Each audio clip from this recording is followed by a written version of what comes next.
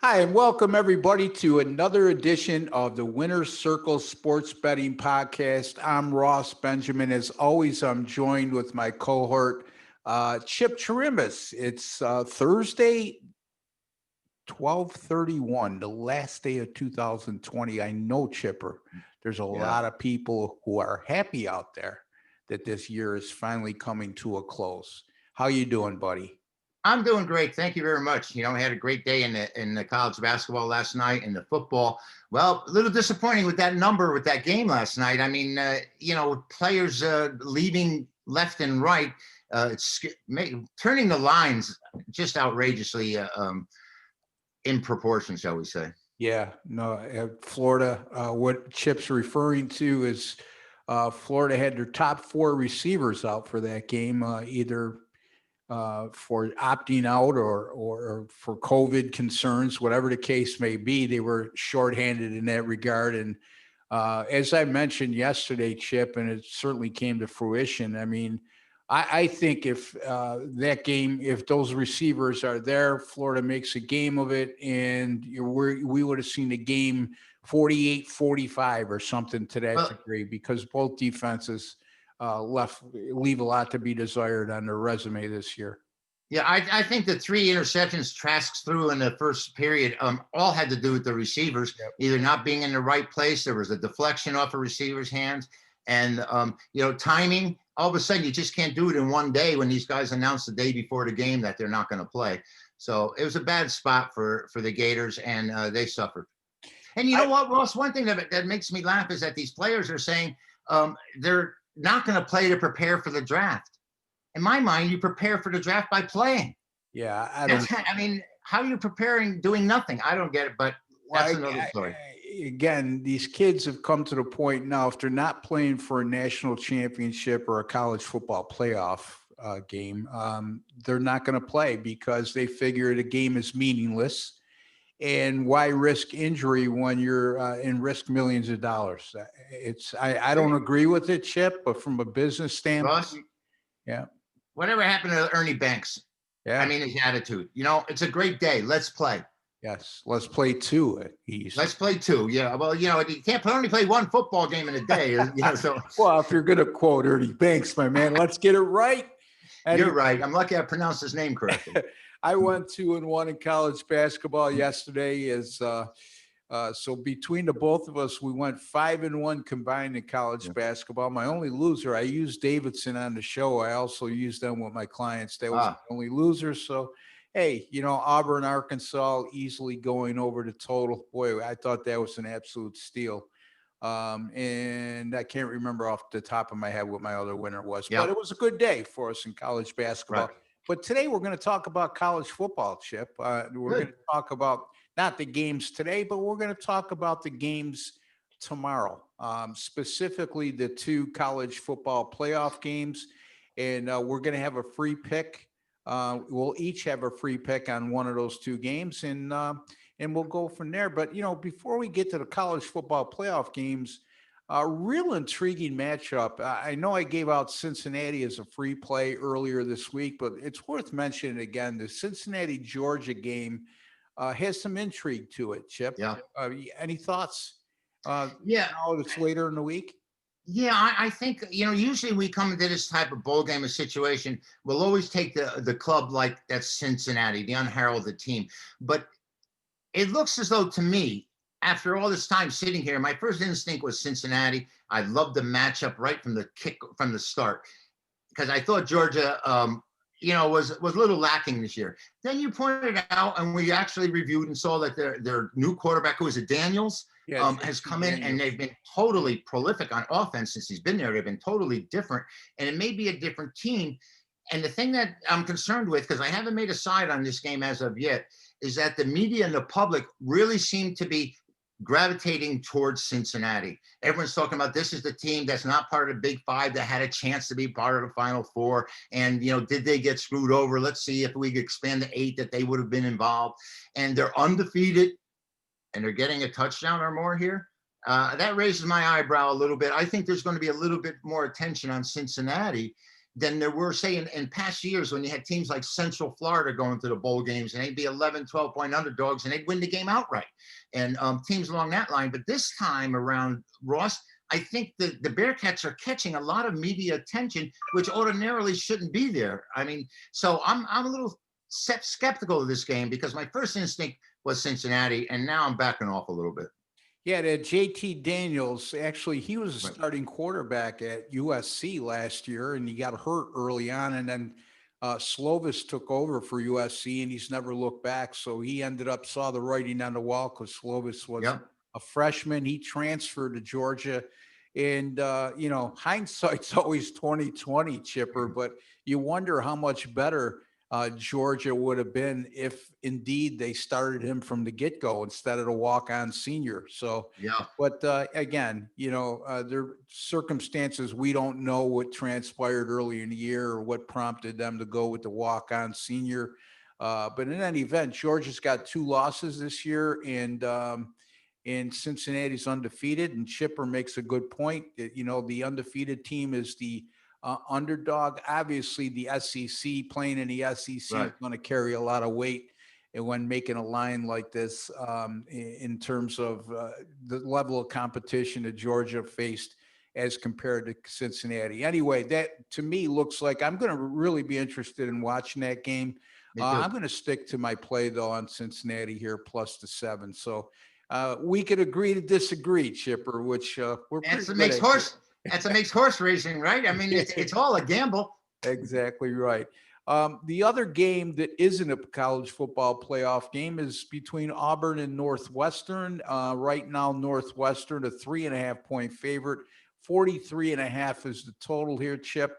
Auburn team that really hasn't impressed for most of the season. No. A Northwestern team that's vastly overachieved. But again, my concern when it comes to Northwestern, as it's been for most of the year, is where are they going to get the points from? Are they going to be able to move the ball?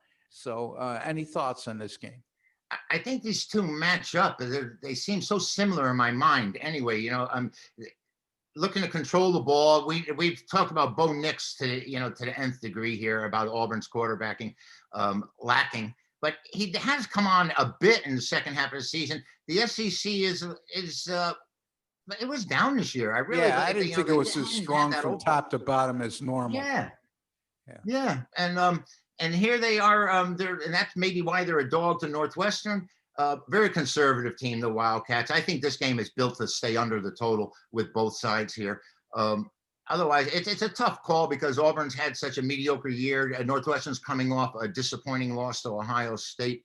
And I just I don't know where to go with it right now. I just think it would be the under would be the play.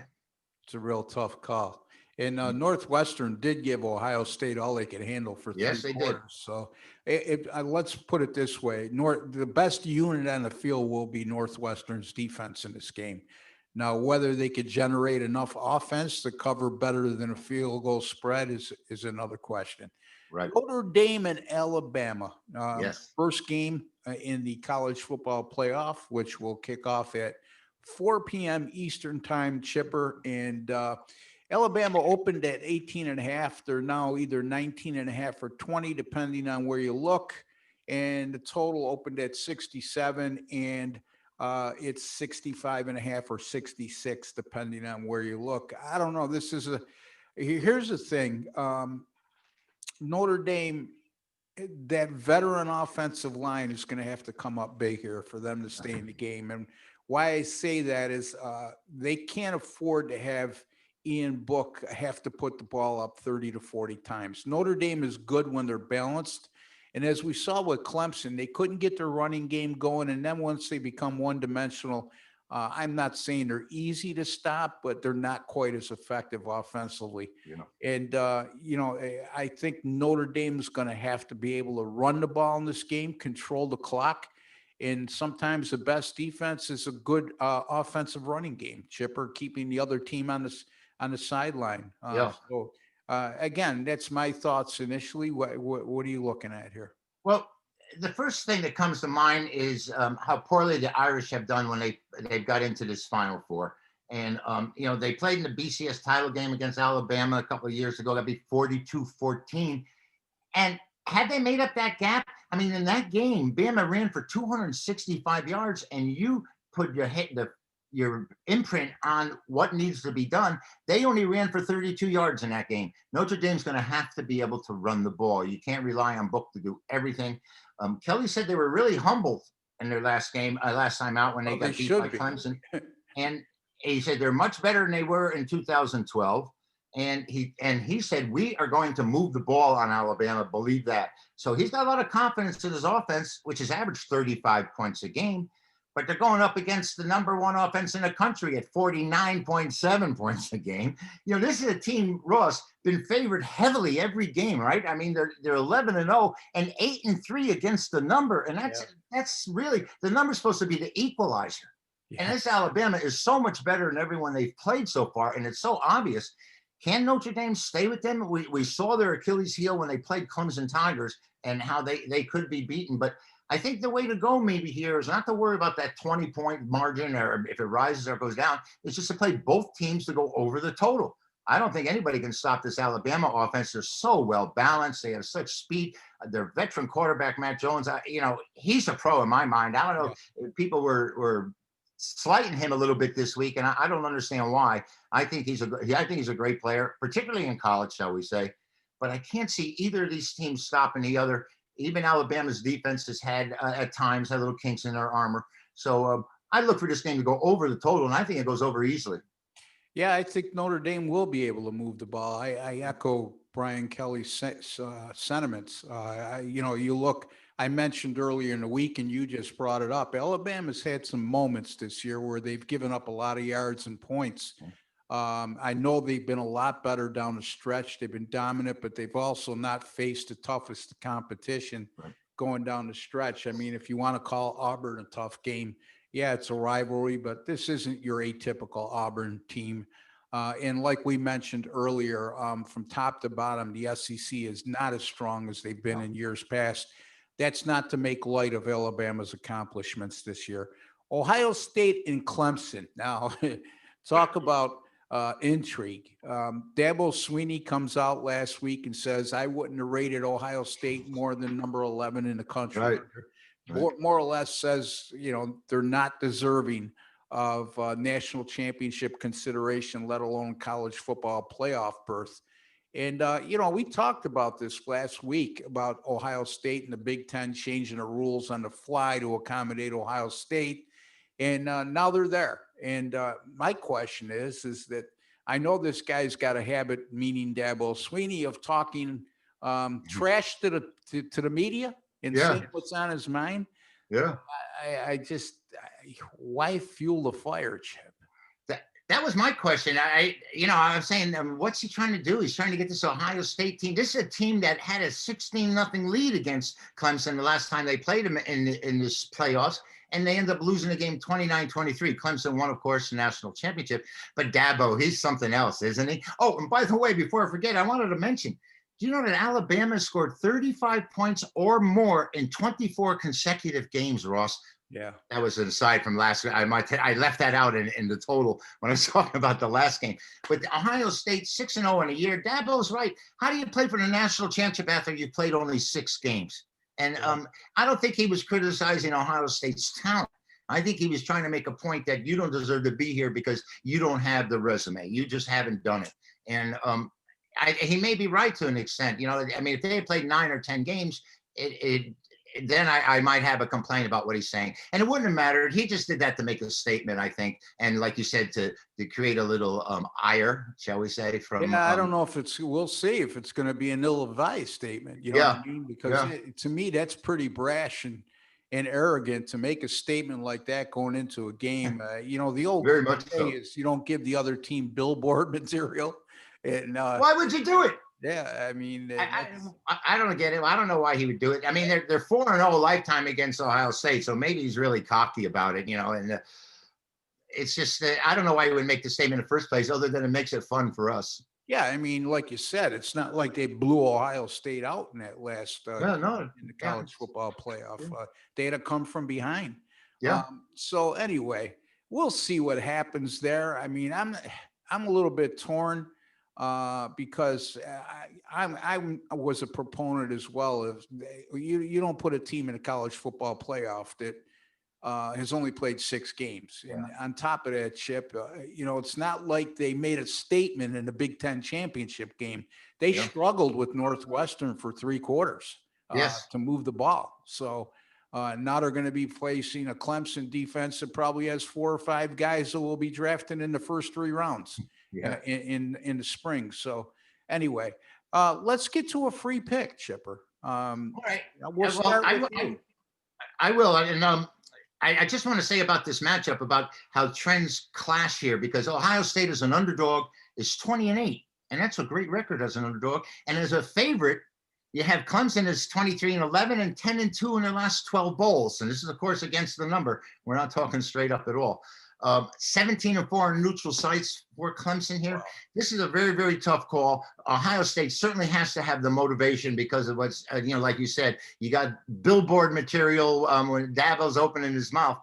But I think my free play here on these 4 games, I think the best side is what I was talking about, the Alabama game to go over the total. I just think that both those teams are offensive oriented, and I think they're concerned more they are with scoring than stopping anybody.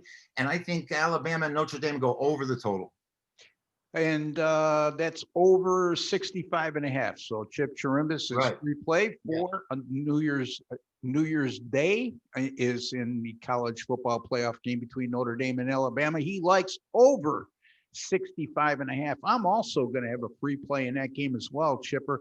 I just think Notre Dame was embarrassed in their last game against Clemson. Yeah. I just can't see them having 2 bad games in a row. I'm not going to go out on a limb and call for the outright upset here, but I think 20 points is an awful lot in a college football playoff game for a quality team like Notre Dame. Yes, I know how dominant Alabama's been most of the year, but as I alluded to, I think the Irish will be able to run the ball in this game. And I think that's going to be the key. They're going to be able to stay balanced. They're going to be able to control the clock.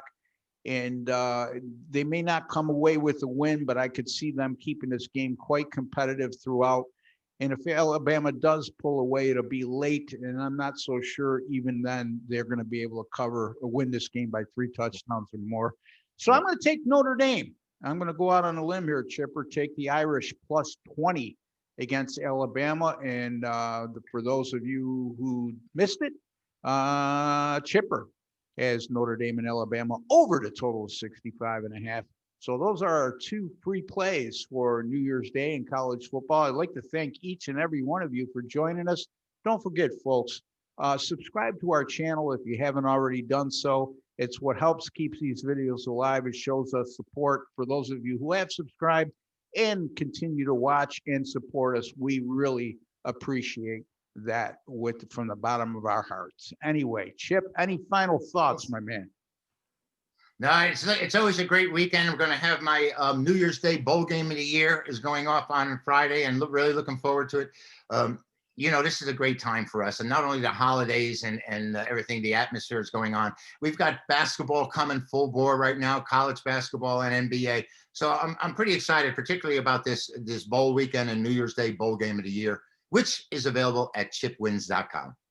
And you could also get my picks at rbwins.com, where I'm 12-7 over the last 4 days, betting days, I should say. And also, I have 3 college football bowl game picks up for today, which is New Year's Eve day. And you can get those picks right now at rbwins.com. College basketball for both of us has been very good of late. So either chipwins.com or rbwins.com. Tomorrow we'll be back and we'll be discussing some of the college football bowl games on Saturday, the 2nd. There's like 4 games, quality games at that, Chip. And also we'll touch upon some NFL, which again, folks, as we alluded to earlier this week, tread lightly in the NFL this week. It's week 17. There's a lot of uncertainties in terms of players that are sitting down, players that would be held out because teams who have made the playoffs and want to get to the finish line healthy. So anyway, Chip, any other thoughts before we sign off? No, I wish everyone a healthy and happy holidays and a happy new year if I don't get to see you before the ball drops.